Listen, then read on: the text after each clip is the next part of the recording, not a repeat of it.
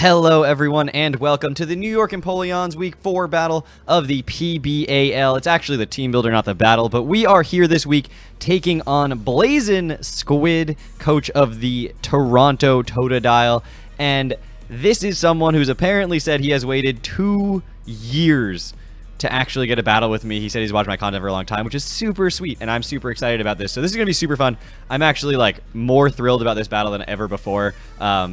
I don't know, I just like playing people who want to play me. You know, that's just more interesting to me.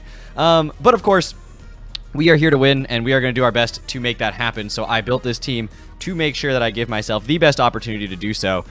His team is Galvantula, G-Max, Charizard, Obstagoon, Hitmonlee, Togekiss, Venusaur, Dracovish, Lapras, Bronzong, Cofagrigus, and Torkoal. Now, if you do not know, G-Max Charizard, when you don't have an item restriction, is incredibly broken.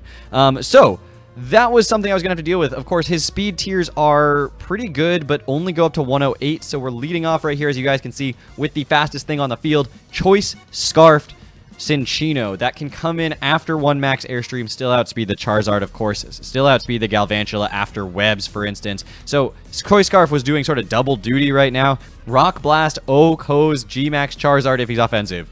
That is huge. That's amazing. I'm so down for that. It also can happen to hit the Galvantula, breaks the sash, kills it. Hits the Lapras, it's a 2-hit KO on the Lapras. His resistances are Hitmonlee, which doesn't come in on this thing happily, doesn't want to take a tail slap, and Bronzong, which, you know, it's Great Wall. Bronzong, it does what it does. So we're going to be rock blasting a lot this game. Of course, we did see last time that going for the moves that are 5-hit with the Cinccino, the animation is so slow. So hopefully this isn't one that we lose or win because of timer, just because this animation's super slow. But we are going to be clicking Rock Blast a handful of times, hopefully throughout the course of this game. This thing is amazing early game, it's amazing mid game, and it's amazing late game. I probably will have to make a couple of reads with it, making sure I go for the U-turn when he does decide he's going to switch out, and Rock Blast when he doesn't on things like the Togekiss. That's going to be a really interesting dynamic in the game. We'll see if I can get those reads right, but if I can get them right, we're going to be in good shape. Next up is my Mew. This is another Scarfer. We're running dual Scarfers this week. Scarf Mew with Transform. Yeah, of course. Why wouldn't I? It's me. I'm running Transform Scarf Mew. Now, of course, that's not the only move I have. I have Volt Switch, Psychic, and Aura Sphere. I actually have enough speed to outspeed everything on his roster up through, I forget exactly what I was calculating to be up through. But it's not necessarily going to outspeed everything on his roster. I do have to keep that in mind. This thing is going to be outspeeding... This thing is going to be doing a lot of work, though, and what this is really designed to do, the Transform is for one thing and one thing only. If his Dracovish has become such a problem that Fishious Rend is going to annihilate my entire roster and it's outside of range to die from like a Psychic or a Volt Switch, I want to be able to transform on it, get my own Scarf Fishious Rend, and start going crazy, because that is sort of a way to beat his roster. He also has a Lapras, but he's probably not going to be prepared for Transform Mew going for Fishious Rends.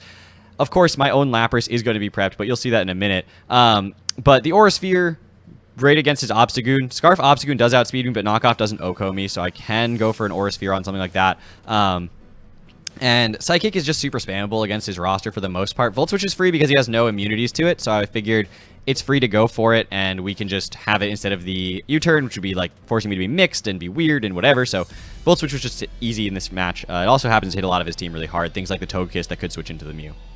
Next up is my G-Max Gengar. This thing is going to be 4 attacks. I had a long and arduous debate about whether or not to switch Psychic for the Thunderbolt. I still am not sure if I'm going to change it, but since I'm battling in less than 10 minutes, I think I'm going to leave it at this point. But the one thing is, if he is Kibia Berry Togekiss, that is going to be super annoying. I am rocking the heavy-duty boots this week on this Gengar so that I don't have to worry about webs on his side of the field, because this thing also outspeeds his entire team, and that is huge. I think he's going to run Scarfers for things like this, or he's going to run webs and hope that he can outspeed it, which is why the boots are super useful.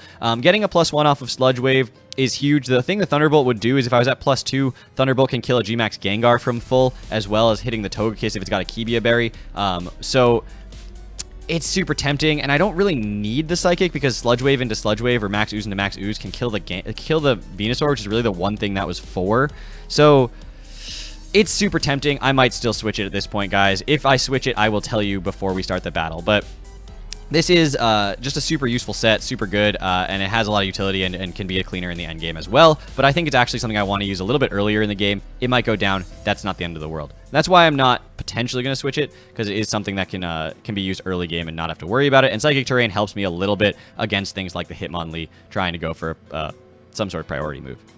Next up, we have my Vika Volt. Vika Volt this week is going to be my Weber to counter his Weber, but his team, like I said before, has no ground type. It has no immunity to electric, so Magnet Vika Volt is just going to do so much work. This thing hits so hard. He has very few resistances to its stabs, and I can just spam Thunderbolt or Volt Switch for most of the game. The only things that I would really want to click Bug Buzz on are things like the Galvantula, which resists the electric type attack, and maybe the Venusaur, but both those things don't appreciate a Bug Buzz, I'll tell you that. So that's what we're going to be rocking with this week. It's going to be a pretty solid, pretty straightforward set as far as things go. But Sticky Webs are good in this matchup for me to have, so I'm going to hopefully get those up at some point.